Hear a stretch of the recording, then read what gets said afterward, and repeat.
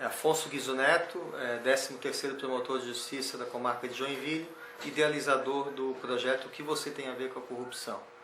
Justamente por aí passa essa reflexão, né? O que todos nós temos a ver com a corrupção. Muitas vezes olhamos para o político desonesto lá em Brasília e ficamos indignados, né? Com dinheiro que não chega na educação, que não chega na saúde. Enfim, a corrupção mata.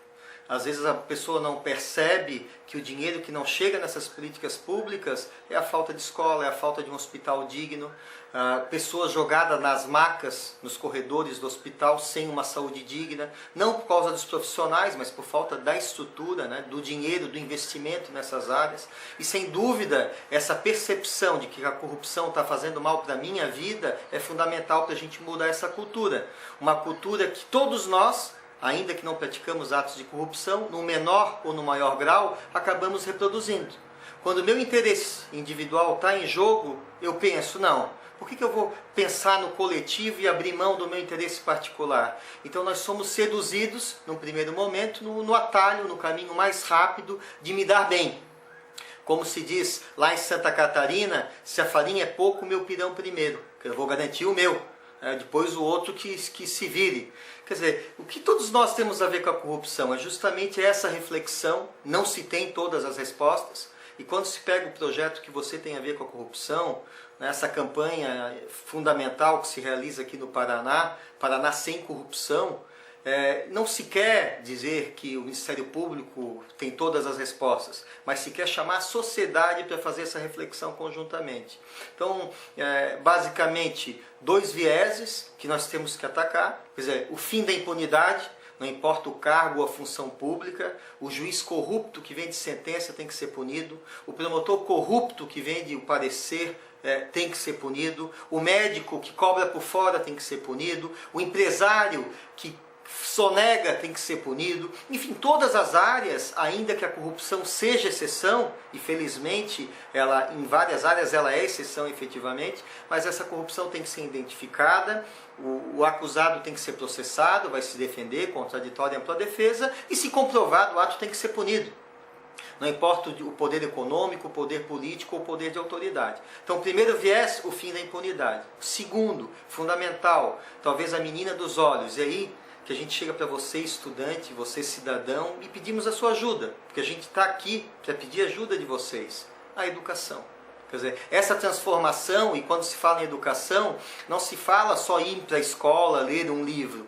Educação é um ser pensante, formar ser pensante. Você tem que pensar, não receber a ideia que vem da televisão, que vem do noticiário, que vem da novela, e está tudo certo. Né? O meu time foi campeão de futebol e eu estou feliz. Não.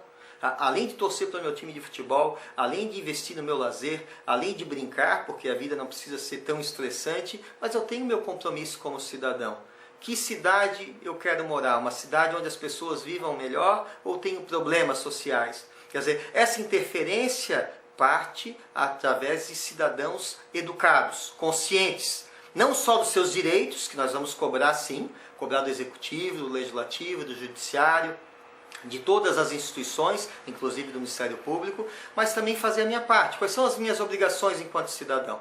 E daí o projeto, através dessa autora fantástica que é Hannah Arendt, traz alguns conceitos. Primeiro deles é o não à generalização. O que diz Hannah Arendt? Lá na Alemanha, Alemanha nazista, vejam bem o exemplo, algo fático que ocorreu, infelizmente, na história mundial.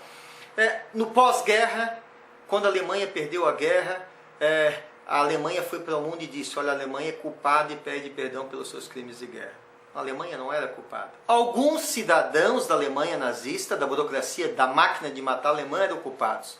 Mas quando toda a Alemanha é culpada, os verdadeiros culpados não podem ser identificados, processados e punidos. Então esse discurso que você aí muitas vezes faz, político é tudo corrupto, é o primeiro passo para a impunidade continuar. Político não é todo corrupto. Alguns políticos são corruptos e esses políticos têm que ser identificados, processados, vão se defender e, se comprovada a corrupção, punidos efetivamente. É isso que a gente tem que exigir.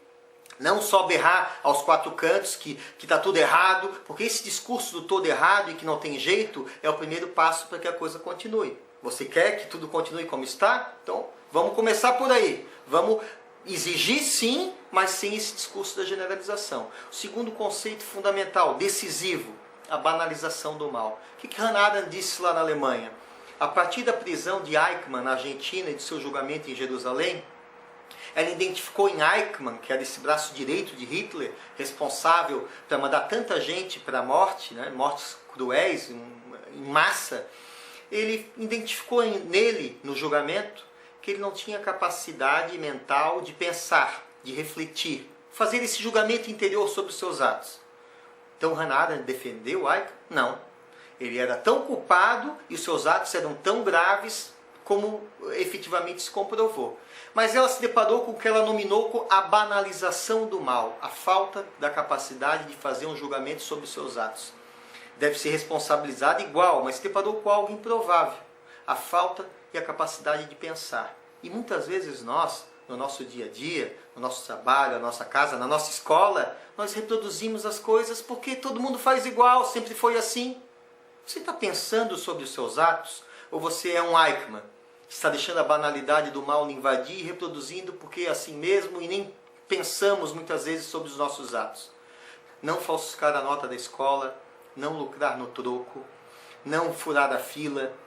Muitas vezes a gente vê as pessoas furando a fila como fosse algo normal.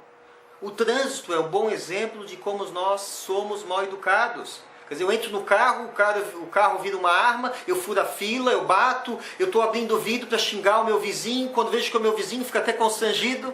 Quer dizer, vamos refletir um pouco, né? Que cidade eu quero, que planeta nós queremos deixar. Não só que planeta nós vamos deixar para os nossos filhos, como que filhos nós vamos deixar para o nosso planeta. Quer dizer, que geração está vindo aí? Uma geração que tudo pode, desrespeitando, matando, ou uma geração de estender a mão, de olhar para o próximo, de cumprimentar o seu vizinho, de ajudar o próximo? É isso que a gente tem que refletir. Outro conceito decisivo nesse processo de educação é também que Hannah Arendt explorou a partir da Alemanha nazista, a aceitação do mal menor. Muitos cidadãos na Alemanha nazista que eram contra o nazismo acabaram participando do nazismo para atenuar o sofrimento de alguns, para ajudar algumas pessoas. E Hannah Arendt disse, opa, nada disso. A aceitação do mal menor é a aceitação do mal em qualquer grau. Então, se toda a Alemanha tivesse dito não ao nazismo, o nazismo, ou a maioria pelo menos, o nazismo não aconteceria. Agora, quando as pessoas começam a admitir o mal, ainda que menor, estão admitindo o mal como um todo. E no Brasil a mesma coisa. Quando nós vamos no bar e aceitamos o 10 reais de troco que veio a mais, opa, às vezes até arranjando uma desculpa, né? Não é tão grave assim. O que eu estou fazendo? Legitimando o grande ato de corrupção do político corrupto lá em Brasília, por exemplo. Porque a diferença são duas, meus amigos. Uma, a quantidade do dinheiro desviado, outra, a oportunidade. A minha oportunidade foi no boteco, no bar, no restaurante. A oportunidade do político foi lá em Brasília, numa licitação superfaturada, por exemplo. Então, a aceitação do pequeno ato de corrupção nas nossas vidas é a legitimação. Nós estamos dizendo para o nosso político, pode roubar, pode passar a mão no dinheiro público, porque eu estou fazendo aqui no meu universo, ainda aqui com 10 reais. E finalmente, para encerrar, longe de ter todas as respostas, porque realmente é algo que a gente tem que pensar e refletir, uma certeza nós temos. E aí a gente se vale do grande autor, talvez o maior educador, não só do Brasil, como um dos maiores do mundo, que é Paulo Freire.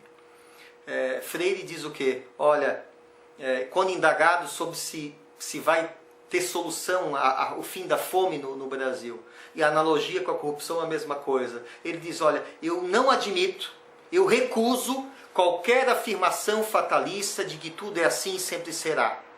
O homem é sujeito da sua história e nós podemos sim interferir nessa história. Então vamos tentar. Se nós vamos conseguir, não sei, mas eu, você e nós juntos, a gente pode. E esse é o convite. Vamos fazer essa reflexão e vamos mudar Paraná, Brasil e um mundo melhor. Esse é o convite. Vamos juntos.